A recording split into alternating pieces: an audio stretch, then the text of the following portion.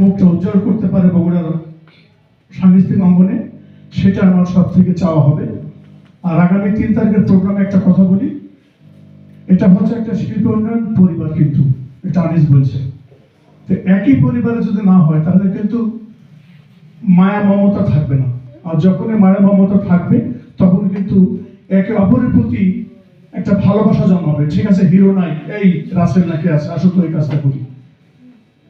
বাস্তবতা কিন্তু এটাই, একজন ফ্যামিলি 10 জন লোক নাও থাকতে পারে, 5 জন থাকতে পারে, কিন্তু অন্য 5 জনের অভাবটা যাতে ওনাকে বুঝতে না পারে, তবেই কিন্তু সংগঠন। এত সোজা না, এটা একটা কঠিন বিষয়।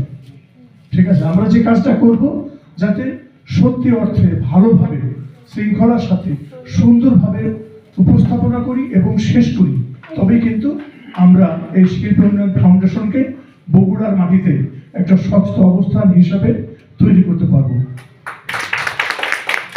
যাই হোক, সবাইকে আবারও শুভেচ্ছা জানাচ্ছি। বক্তব্য না, আগামী দিনে আমরা দেখতে চাই যে এই ছেলেরা অনেক ভালো কিছু করছে এবং আমরা সবসময় তাদের পাশে থাকতে চাই যে ভালো কিছু আমরা করি। সবাইকে ধন্যবাদ।